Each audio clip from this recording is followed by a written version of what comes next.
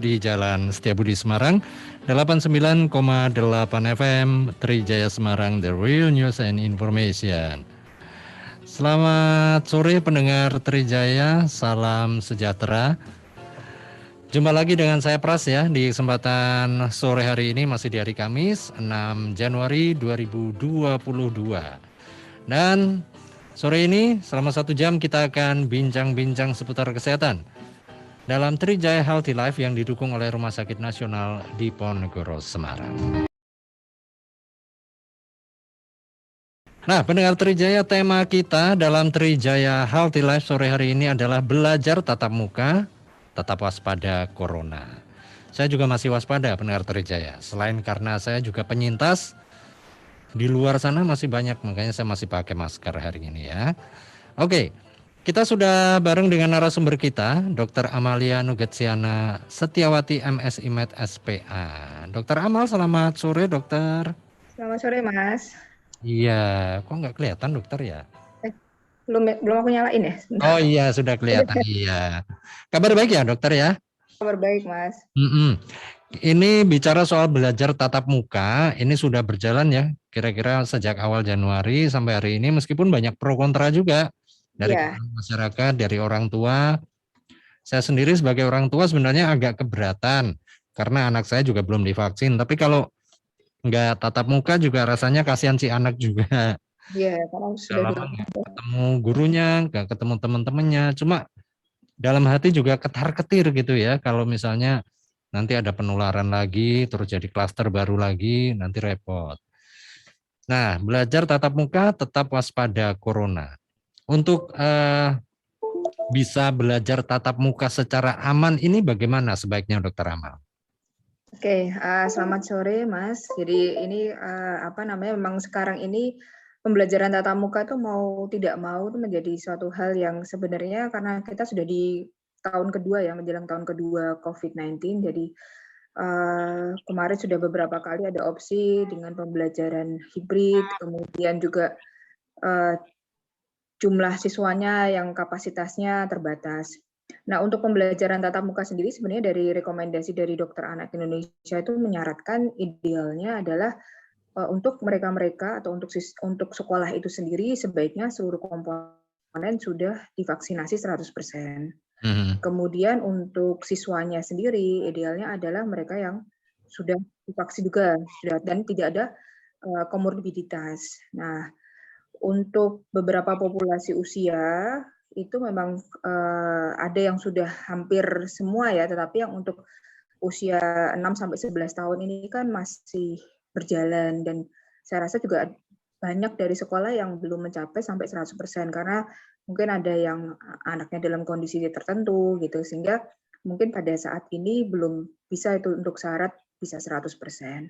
Sebenarnya kalau dari Dokter Anak Indonesia bukan tidak memperbolehkan untuk pembelajaran tatap muka, akan tetapi ada kondisi-kondisi ideal yang sebaiknya memang terpenuhi. Karena kalau tidak terpenuhi takutnya apalagi dengan varian Omikron yang saat ini ada dan juga kemarin kita habis kondisi ya walaupun sebenarnya harusnya tidak liburan panjang Nataru tetapi pada kenyataannya kan mobilitas pada saat akhir tahun yang lalu kan cukup tinggi sehingga dikhawatirkan transmisi itu ada lagi dan meningkat karena mengingat kita posisi di bulan Juli setelah Lebaran yang tahun lalu itu kan meningkat sekali tuh hampir rumah sakit hampir semuanya pada penuh semua. Kita khawatirnya di situ sebenarnya dan memang katakanlah hak untuk mendapatkan pendidikan itu penting dan utama kan tapi lebih penting itu sebenarnya kan hak untuk hidup dan hak kesehatan yang itu sebaiknya juga menjadi pertimbangan untuk apakah PTM itu harus 100% atau bisa nggak sih sebenarnya 50% online, 50% offline dengan memenuhi syarat dan ketentuan tadi. Ya, untuk pengalaman saya sih sebenarnya anak saya pun sekarang masih 50% ya dokter ya. Jadi selama 1 minggu ini 3 kali masuk, 3 kali libur. Cuma kalau saya pikir-pikir juga akan lama gitu loh nanti kalau yang setiap hari dulu masuk sebelum sebelum pandemi pun kayaknya berat apalagi sekarang. Mungkin lebih berat bagi siswa juga nih dokter. Iya, memang memang kalau ya saya sendiri juga dari akademisi juga ya, maksudnya di kita perkuliahan itu sendiri katakanlah di Fakultas Kedokteran dengan sistem hybrid itu tentunya tidak bisa menggantikan 100% seperti kualitas ketika semua tatap muka. Ya. Jadi, memang ada hal-hal yang memang kita jadinya, tidak terpenuhi dari sisi, eee, apa namanya, tujuan dari sasaran belajar, tentunya seperti Hmm. itu. Akan tetapi mau tidak mau sih memang maaf, memang mau tidak mau ya kita harus ada aspek keamanan dan keselamatan tadi yang memang idealnya terpenuhi sehingga, harapannya sih nanti kan ini kan, sekarang vaksin sudah lumayan ya Mas ya, dibandingkan sekitar 1 tahun yang lalu vaksin dulu tahun lalu di posisi bulan Januari hanya untuk tenaga kesehatan saja. Nah, sekarang kan Ya. hampir hampir semua populasi dewasa dan lansia itu sudah mendapatkan vaksin. Nah, sekarang tinggal yang anak usia sekolah. Nah, harapannya sih nanti tentunya kalau sudah, lebih banyak yang dengan vaksin dan di apa namanya, pemantauan dari kondisi kejadian ikutan pasca imunisasinya juga berjalan, nah itu harapannya sih nanti, bisa untuk nanti bisa, kembali lagi nanti untuk ke 100%, tapi tentunya itu bertahap karena memang, Covid ini sendiri merupakan penyakit baru dengan variasi yang dilaporkan juga banyak, mutasinya karena merupakan varian. Mm-mm. Iya, kemarin-kemarin kita masih khawatir dengan varian Delta, sekarang muncul varian baru Omikron. Iya, Nanti nggak tahu nih ada varian-varian apa, jadi masih terus bermutasi. iya, Kemarin varian Delta di bulan-bulan menjelang akhir 2021 sudah mulai menurun di Indonesia. menurun betul. Jadi harapannya kan kita bisa kembali lagi ke aktivitas semula sebelum pandemi, tapi ternyata ada varian baru Omikron.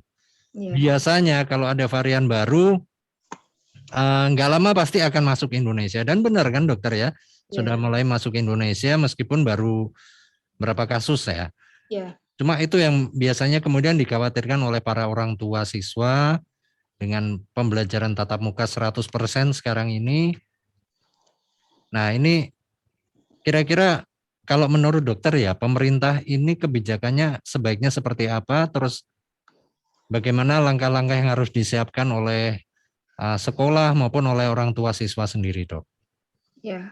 Kalau dari, menurut saya karena satu daerah dengan daerah yang lain itu kan, eee, tingkat transmisi dan tingkat penyakitnya kan berbeda ya, Mas, ya. Jadi, Ya. kenal sebaiknya memang, untuk sekolah sendiri juga menyinkronkan dengan kebijakan dari pemerintah daerah. Jadi, apakah itu 50% ataupun nanti itu bisa nanti akhirnya jadi 100% tentunya didukung oleh data yang termutakhir yang dimiliki oleh pemerintah daerah masing-masing. Katakanlah kalau dari Dokter Anak Indonesia, kalau positivity rate-nya itu masih lebih dari 8% sebenarnya memang tidak ideal untuk dilakukan, pertemuan tatap muka yang hingga 100%. Hmm. Jadi nah, kemudian kalau untuk dari sisi orang tua, sebenarnya, untuk anak sendiri kalau kalau kebijakan yang terakhir yang saya tahu dan juga merupakan rekomendasi adalah di sekolah itu maksimal hanya 3 jam memang. Kemudian ada physical distancing, kemudian syarat, vaksin ya, sertifikat vaksin ataupun dari komponen sekolah itu sudah menjalani 2 kali vaksin. Nah, itu juga, merupakan syarat mutlak dari pembelajaran tatap muka. Kemudian juga, screening yang, ketat. Artinya kalau ditemukan pada saat di tahap ketika masuk nih, Mas, dari sekolah kemudian, masuk ke dalam ruangan kelas, itu ada petugasnya yang men-screening, menanyakan itu harus tiap hari yang menanyakan apakah ada batuk pilek, apakah ada demam, begitu ada kondisi seperti itu sebaiknya tidak, mengikuti pembelajaran dengan walaupun misalnya katakanlah mungkin dia flu like illness tanpa COVID itu kan juga bisa karena gejalanya kan juga sama juga.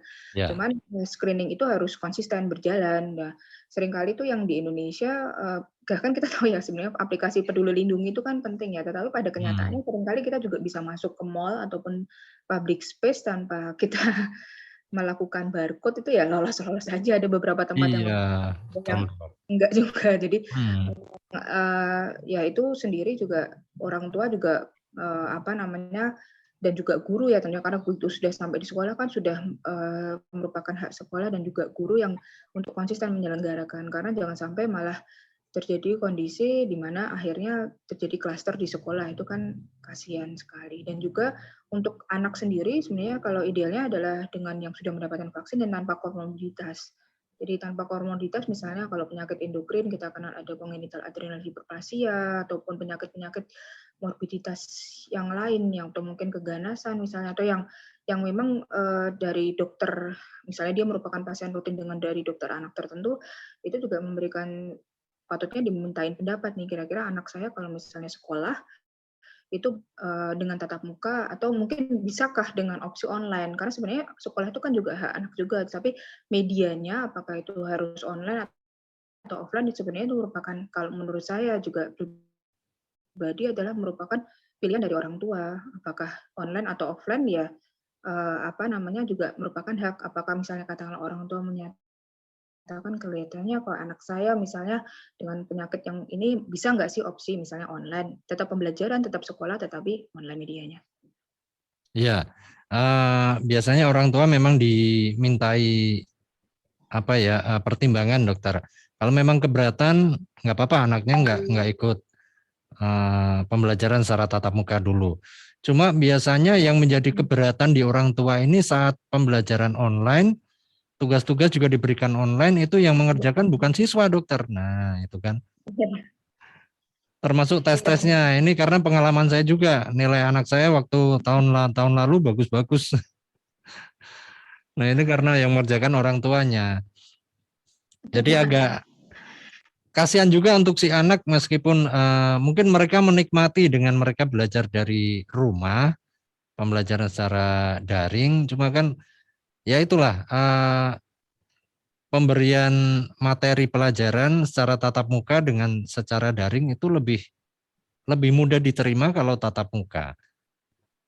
Itu Iya, memang betul seperti sih. saya juga kalau misalnya ada meeting antara ketemu dalam satu ruangan dengan meeting secara daring itu lebih enak ketemu satu ruangan gitu loh dokter. Iya, ekspresinya dapat, terus kemudian kalau nggak paham bisa ditanyakan secara langsung, tidak banyak barrier ya Mas ya. Betul Tentunya. sekali. Nah, saya pun secara pribadi memang akhirnya mengizinkan dari pihak keluarga untuk memperbolehkan anak saya mengikuti tatap muka. Tapi saya memberikan beberapa persyaratan lah dokter ya, seperti di sekolah ini harus ada tempat cuci tangan, kemudian menyediakan alat pengukur suhu, termogan dari pihak sekolah. Kewajiban pakai masker itu wajib di sekolah selama masa pembelajaran sampai pulang ke rumah. Kemudian diharapkan siswa juga diantar jemput oleh Iya betul. keluarga, nggak pakai angkutan umum. Tidak ada Ah, acara makan bersama di sekolah itu. Jadi iya kalau betul banget. buka masker ya. Jadi hal-hal seperti itu sih. Tapi itu Ya, malah dari kalau untuk anak usia kurang dari 6 tahun sih memang tidak dianjurkan, malah dianjurkannya adalah guru apa yang jadi yang mengajari pengajar. anak orang tuanya sendiri karena kan memang masih belum usia sekolah banget ya. Masih Mm-mm. belum ada kurikulum yang pendidikan yang harus menempuh kelas juga. Kalau yang kurang dari 6 tahun sih itu dari IDAI malah sebaiknya Ya, tidak lebih banyak aktivitas dengan orang tua. betul. Cuma akhirnya kok istri saya itu guru PAUD kok ya tetap masuk kerja aja ya dokter ya. Seharusnya kan juga karena siswanya mungkin lebih banyak di rumah. Ya, anak saya kelas 4 SD dokter dan hari ini mengikuti pembelajaran tatap muka yang kedua atau ketiga saya lupa ya. Mulai jam 7 pagi sampai jam 11. Dan itu saya pantau terus karena sekitar jam 9 saya datang ke sekolahnya, saya lihat dari luar kelasnya protokol kesehatan masih dijalankan. Oke, akhirnya saya pulang, baru saya jemput lagi pukul 11. Oh ya. Yeah. Tapi kan nggak semua orang tua bisa melakukan seperti yang saya lakukan karena saya ada waktu gitu ya. Ini repot bagi orang tua yang memang akhirnya mungkin nggak sempat ngecek anaknya karena jarak sekolah dengan rumah atau tempat kerjanya jauh. Nah ini kalau diwakilkan juga nggak menjamin bahwa laporan yang diberikan kan benar juga. Yeah. Nah itu. Nah berarti harus gimana nih dokter agar Kalau Orang tua bisa merasa yakin anak-anaknya di sekolah ini menjalankan protokol kesehatan dengan baik. Apakah diserahkan kepada wali kelas? Agak repot juga ya kalau wali kelas mengawasi seluruh siswanya dalam satu kesempatan yang sama, mengenakan masker, kemudian yang lain-lain cuci tangan, hand sanitizer, dan lain-lain. Nah, terus harus bagaimana nih?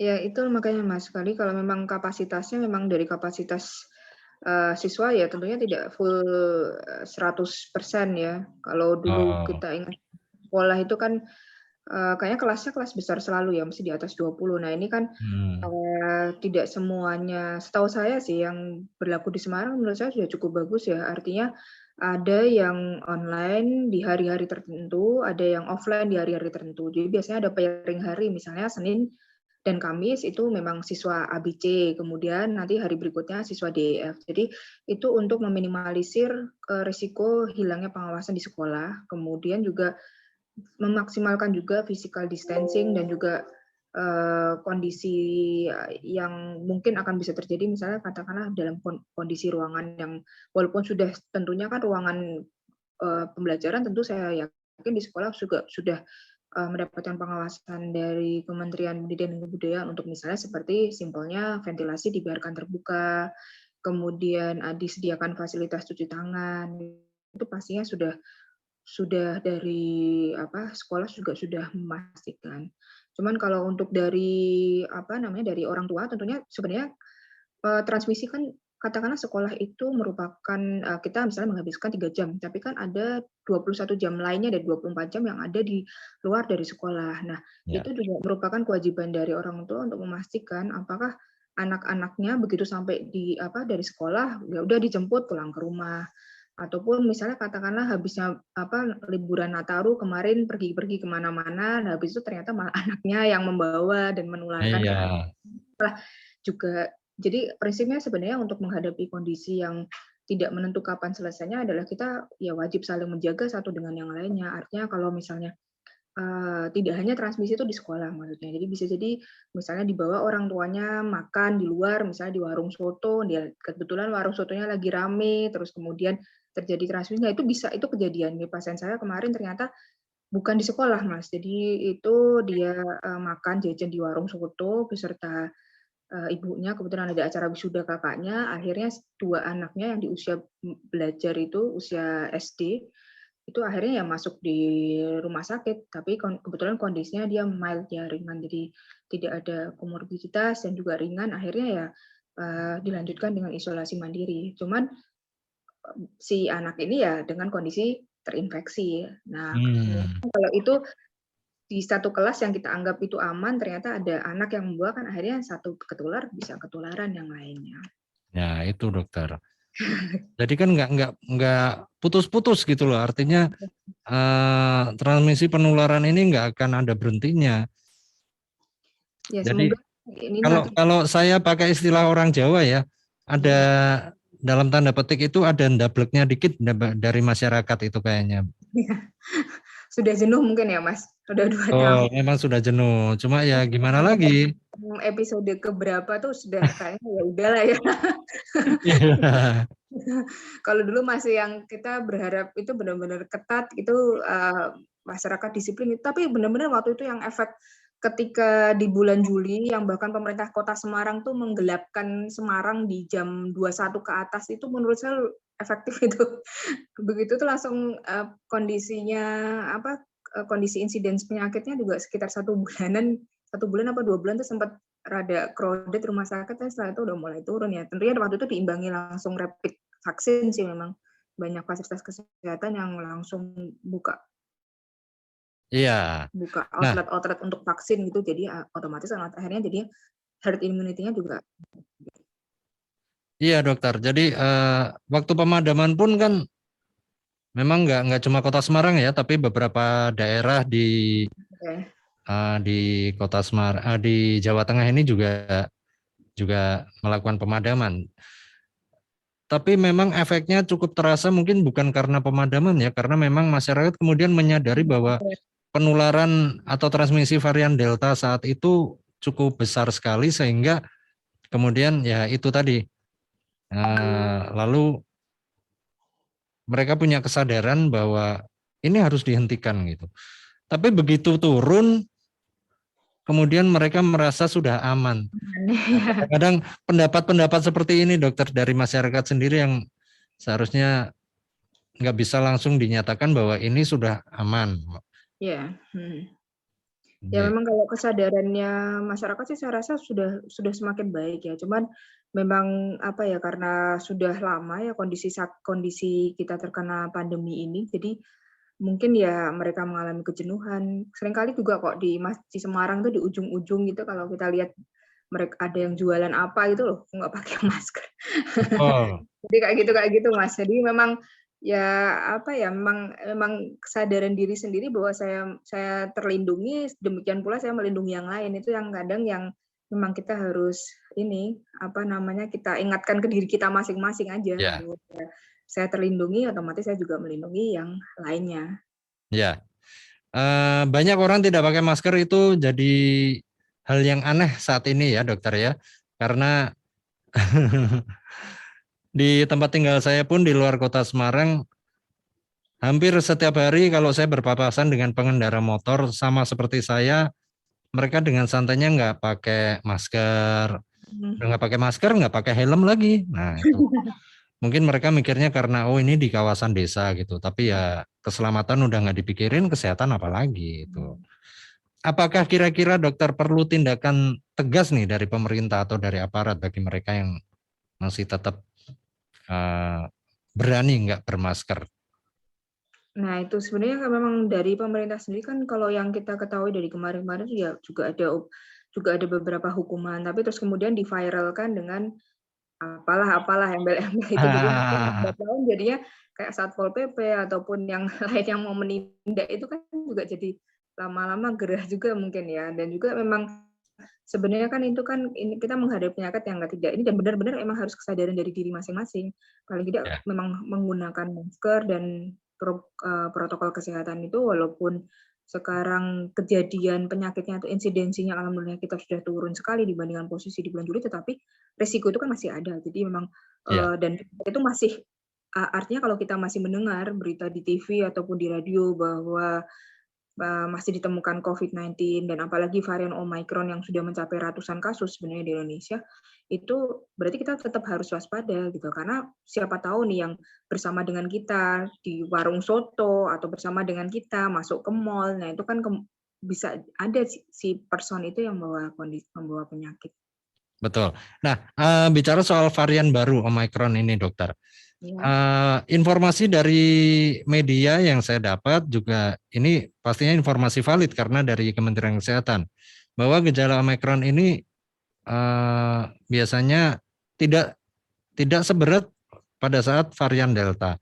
Kemungkinan informasi inilah yang kemudian jadi landasan dari masyarakat untuk varian baru ini lebih enteng.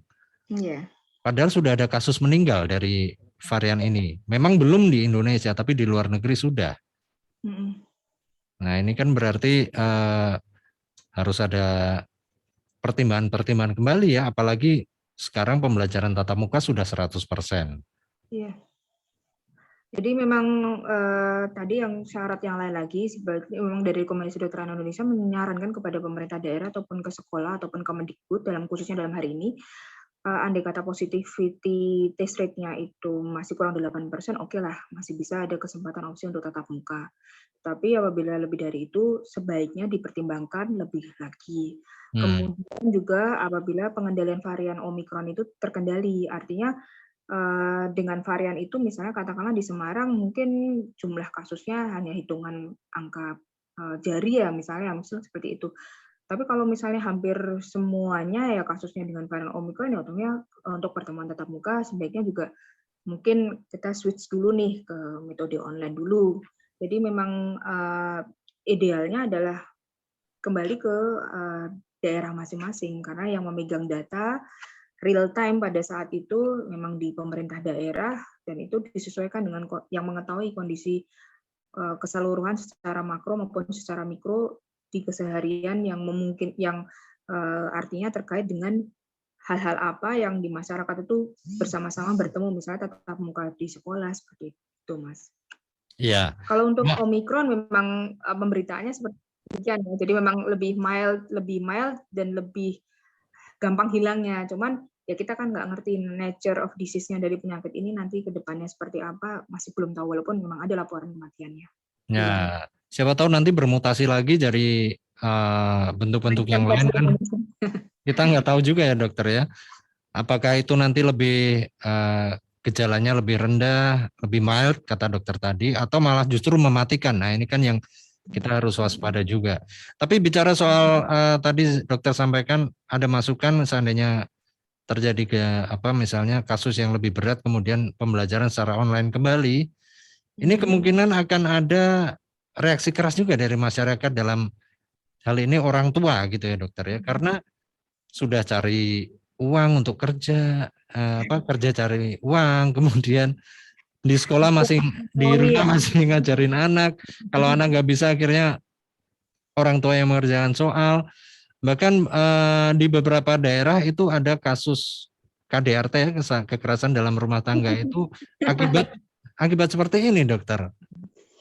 Ya, ya emang susah sih memang. Saya sendiri jujur mungkin kalau saya punya anak yang usia sekolah mungkin ngajari matematika, biologi mungkin masih bisa ya, tapi kalau bahasa Jawa juga sudah lupa juga. Apalagi tapi sekarang modelnya tematik ya Mas ya. Jadi ya emang agak susahnya di situ sih. Belum lagi kalau koneksi internet mati atau listrik mati kan. Lebih banyak dinamikanya, tetapi memang ya kita harus memprioritaskan apa yang menjadi prioritas. Memang pendidikan untuk utama untuk masa depan, tetapi hidup dan kesehatan itu kan sesuatu yang tidak tergantikan dalam kondisi seperti ini. Oke, ya bicara soal mata pelajaran kalau sekarang tematik itu saya cukup kaget juga waktu saya mengikuti pelajaran anak saya. Kalau dulu kan per mata pelajaran ya dokter, sekarang tematik jadi beberapa mata pelajaran digabung. Kecuali untuk bahasa Jawa. Nah untungnya saya orang Jawa masih mempertahankan bahasa Jawa saya itu, meskipun kadang-kadang saya lupa bahwa saya ini orang Jawa gitu ya. Kemudian matematika ada sendiri, ilmu pengetahuan sosial ada sendiri. Nah itu yang kadang orang tua masih agak bingung.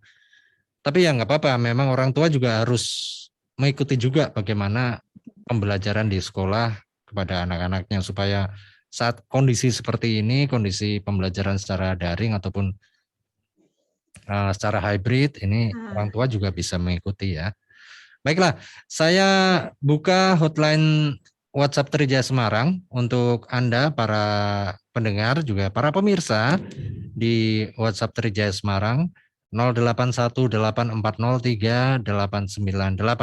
Bagi Anda yang ingin menyampaikan komentar tentang tema kita dalam Trijaya Healthy Life sore hari ini, belajar tatap muka, tetap waspada corona. Anda bisa sampaikan ke 0818403898 bagi para pendengar Trijaya atau yang menyaksikan kami melalui channel YouTube dari MNC Trijaya FM Semarang maupun Rumah Sakit Nasional Diponegoro Semarang ataupun melalui channel Instagram kami. Kita break dulu dokter dan juga para pendengar dan pemirsa. Nanti kami akan kembali lagi dalam Trijaya Healthy Life.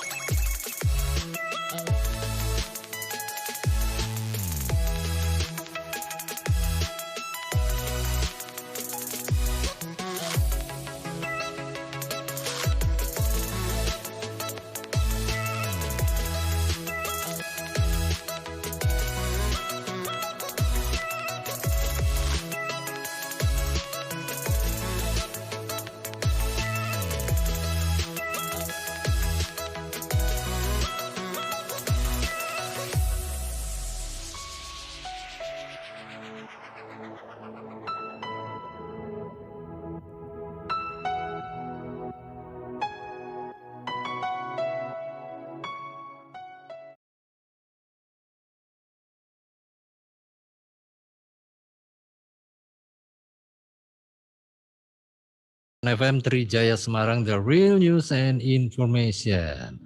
Baik, pendengar Trijaya, kita lanjut lagi obrolan kita dalam Trijaya Healthy Life di kesempatan sore hari ini. Masih di tema kita ya, belajar tatap muka, tetap waspada Corona. Bareng dengan narasumber kita, Dr. Amalia Nugetsiana Setiawati. Oke, Dr. Amal, ini tadi saya sempat baca-baca juga tentang pembelajaran tatap muka ya.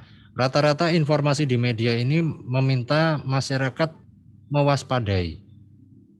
Seperti judul kita juga, tetap waspada. Itu pesan dari Wapres Ma'ruf Amin. Tapi tidak disebutkan ya waspada yang seperti apa sebenarnya yang harus dilakukan oleh masyarakat, baik orang tua maupun siswa sendiri. Kalau menurut dokter, kewaspadaan yang bagaimana nih, Dok?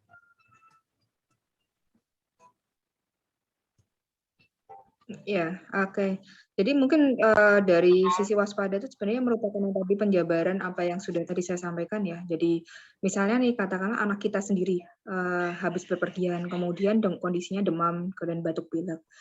Ya ini dengan kesadaran diri mengajukan untuk tidak masuk sekolah.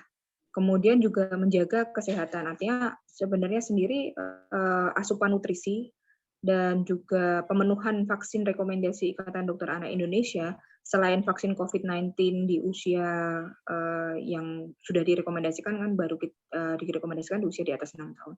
Sebenarnya ada banyak vaksin lainnya yang juga merupakan rekomendasi yang sebaiknya juga diberikan pada anak-anak seperti vaksin influenza ataupun pneumokokus ya untuk membantu melindungi yang kemungkinan pada saat yang bersamaan pada saat terjadi kondisi terinfeksi COVID itu juga supaya nggak kekebalannya lebih bagus lagi. Kemudian yang ketiga tentunya adalah kita berulang kali menyampaikan kepada anak kita ketika misalnya di rumah ya, besok kalau sekolah jangan copot maskernya. Maskernya sendiri juga merupakan masker yang kalau bisa berangkat ke sekolah, merupakan masker rumah sampai sekolah, ganti masker baru lagi, pulang dari sekolah, ganti masker lagi. Kemudian setelah itu juga sampai di rumah juga otomatis harus semua barang-barangnya kalau misalnya ada alat untuk disterilkan, kemudian kitanya sendiri si anak juga ayo mandi sampai rumah, ganti baju, kemudian semua peralatan yang tadi dipakai di sekolah, baju-baju segera dicuci seperti itu. Itu dari sisi orang tua. Kemudian kalau dari sisi sekolah ya waspada juga. Jadi kalau misalnya mendapati di siswanya, wah ini kok udah bersin-bersin, demam, ya udah berarti segera langsung menghubungi orang tuanya atau segera anak itu disingkirkan, dipisahkan di ruangan tertentu, kemudian panggil orang tuanya untuk dijemput segera karena kondisinya lagi sakit. Kemudian kalau memang segera ada laporan nih dari orang tua, ya orang tua juga sebaiknya juga dalam tanda hal ini keterbukaan ya memang katakanlah habis di sekolah kemudian ternyata terinfeksi di tempat yang lain, kemudian ternyata sempat juga sekolah ya otomatis harus melaporkan ke sekolah ataupun juga dari sekolahnya juga begitu ada laporan kasus di sekolah tersebut juga menyampaikan ke wali siswa lainnya apakah ada yang dengan gejala flu-like illness seperti demam, batuk pilek dan sebagainya. Kemudian dari sisi waspada dari sisi pemerintah secara global ya juga kalau misalnya di daerah tersebut memang positivity testnya masih tinggi ya alangkah lebih baiknya pembelajaran tatap muka yang secara offline mungkin kita cancel dulu nih, switch dulu ke yang online. Kemudian juga penyediaan ya, jadi mungkin seringkali kan kita ini kan Indonesia sering kegagap ya. Jadi dalam tanda kutip nih, mentang-mentang kasusnya lagi turun, terus kemudian bed atau fasilitas oksigen yang kemarin tuh bisa kayak siap tempur, sekarang ini juga walaupun udah turun kasusnya, tapi ya juga perlu di maintenance sehingga nanti kalau misalnya terjadi ya kita tidak harapkan bersama tentunya juga alat-alat kemudian fasilitas-fasilitas tersebut dalam kondisi siap untuk digunakan. Mungkin dari saya sih waspada yang termaksud seperti itu sih. Sebenarnya bukan hal yang berat ya dokter ya, karena ini sudah kita lakukan sejak awal pandemi malah. Ya, dari Maret 2020. Iya. Cuma kadang-kadang ya itu masyarakat karena merasa kasusnya sudah menurun terus kemudian banyak hal yang dilupakan. Saya sampai sekarang ini mohon maaf karena contohnya saya juga karena saya juga orang tua murid gitu ya. Saya tetap memberi apa ya, bekal ke anak itu hand sanitizer. Itu selalu saya bawakan kepada anak supaya setiap saat nggak sempat cuci tangan ya pakai hand sanitizer. Meskipun di sekolahnya juga ada ya ada wastafel, ada berapa deret itu kalau nggak salah ada 6 atau 5. Dan memang setiap berangkat sekolah sampai di sekolah saya drop gitu ya, si anak cuci tangan kemudian oleh gurunya di termogan, kemudian diizinkan masuk. Berarti itu sudah protokol yang benar ya, Dokter Amal ya? Ya, emang harus sedemikian rigidnya. Karena kita jangan sampai kasih kendor dan kasih celah untuk terkena, karena lebih susah mengobati daripada mencegah, karena kita kan tidak tahu ketika masuk ke dalam tubuh kita tuh akan berespon seperti apa. Karena kalau ya syukur-syukur alhamdulillahnya ringan, tapi kalau yang ternyata respon tubuhnya itu malah jadi berlebihan, yang malah justru akhirnya jadi responnya kan malah timbul penyakitnya yang justru lebih berat.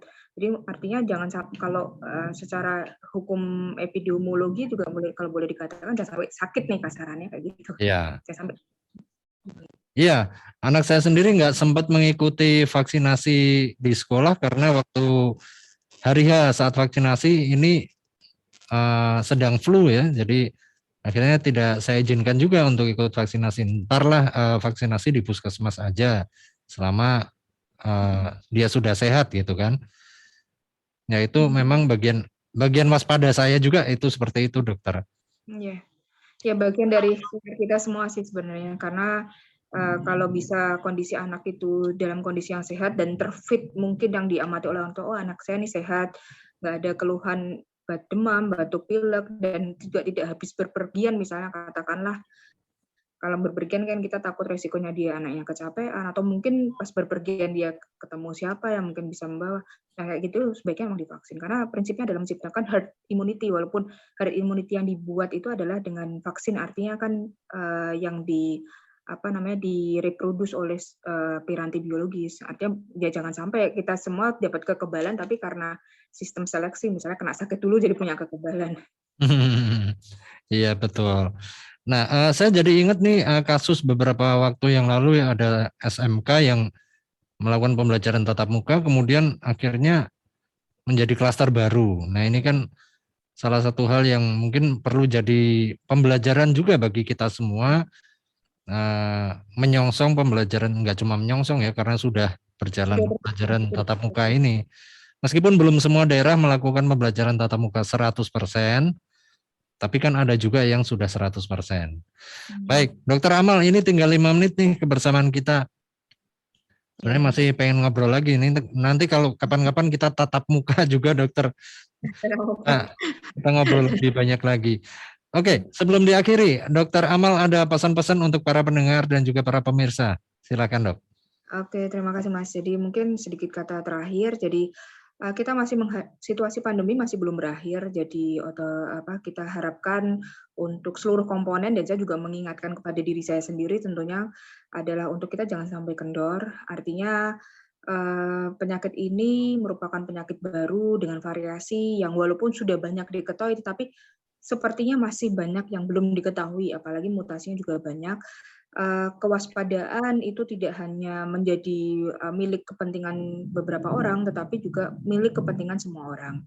Dan juga untuk mengikuti vaksin sesuai dengan anjuran dari pemerintah. Kemudian juga apabila di dalam kondisi kita tidak fit, juga tidak perlu memaksakan diri untuk melakukan hal-hal yang justru akan bisa berakibat merugikan ke orang lain. Misalnya katakanlah nih, dari para orang tua semua, misalnya ada anaknya lagi kondisi tidak fit, ya tentunya biar di rumah saja, tidak perlu memaksakan diri untuk mengikuti pembelajaran, ataupun misalnya ada panggilan vaksin, menyampaikan aja dengan jujur bahwa anak saya dalam kondisi yang tidak fit, sehingga tidak sebaiknya apakah bisa dapat dilakukan penjadwalan ulang. Karena setahu saya juga dari pemerintah dan juga dari sekolah juga menyediakan opsi untuk penjadwalan ulang walaupun itu di puskesmas. Mungkin dari saya cukup demikian sih, Mas. Jadi semoga yang terakhirnya pandemi segera berakhir, kita semua bisa kembali ke periode di mana tanpa kondisi pandemi. Betul. Iya, pandemi berakhir, meskipun berakhir mungkin kita juga tidak bisa beraktivitas seperti sebelum pandemi. Kita harus memulai gaya hidup kita yang baru, tetap menjaga kesehatan, tetap cuci tangan terus ya dokter ya, juga kalau bisa sih bawa bekal hand sanitizer, itu yang penting. Hand sanitizer penting juga itu, Mas. Iya, saya sampai 2 botol loh di tas saya nih dokter. Memang harus. Ya, di tas saya juga selalu ada hand sanitizer. Jadi setiap kali pegang apapun, inget gitu, oh habis megang kita cuci tangan. Betul. Ini mungkin kalau para pemirsa lihat ya, ada mic di depan saya. Ini ada busanya. Setiap saya mau siaran selalu saya semprot. Nggak tahu ini nanti tebelnya kayak gimana nih. Iya, semua alat yang di sini saya semprot juga. Untung nggak sampai konslet ya. Karena saya nyemprotnya juga dari jarak jauh sih. Oke, Dokter Amal, terima kasih sekali kita sudah ngobrol sore hari ini. Semoga bisa menjadi informasi yang berguna juga untuk para pendengar Trijaya yang menyimak obrolan kita sore ini. Sukses buat dokter, sukses juga buat RSND. Selamat sore dokter. Oke, pendengar Trijaya, demikianlah ngobrol kita sore hari ini ya di Trijaya Healthy Life, di tema kita sekolah tatap muka, tetap waspada corona. Saya Pras undur diri dari Trijaya Healthy Life. Kita akan ketemu lagi di episode pekan depan, di hari Kamis pekan depan, dengan tema yang juga pastinya nggak kalah menarik. Selamat sore, sampai jumpa.